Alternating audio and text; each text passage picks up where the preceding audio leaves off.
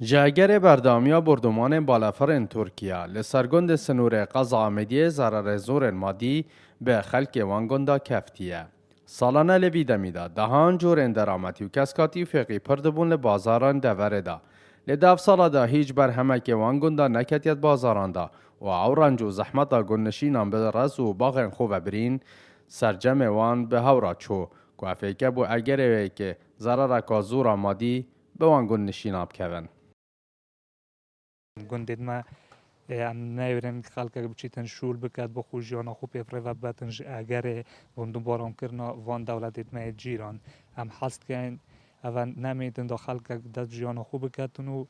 بچیتن شول خول گندیا بکاتن اگر صبای وکی افروکا قیران اج بیت کردن دا خالق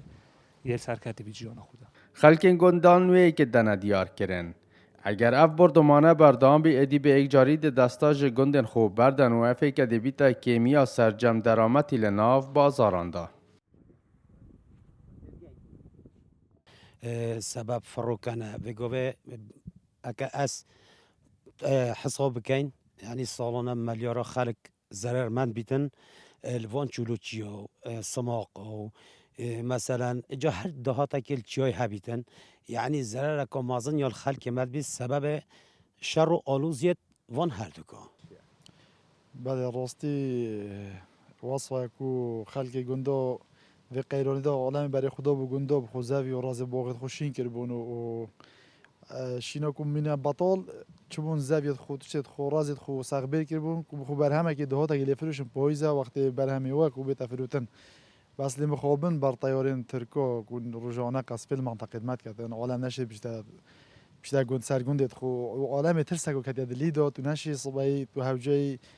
كذا بالا بيبقى بالا كي بي آن عالم بتهايت تنشي شيء خلقي بي منطقة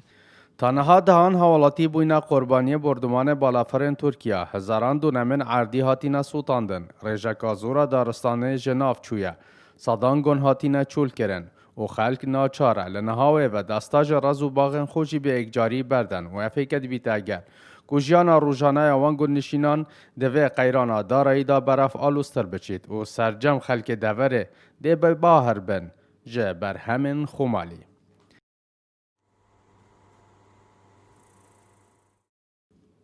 اسام عبدالرحمن گلی کردستان دورا آمیدیه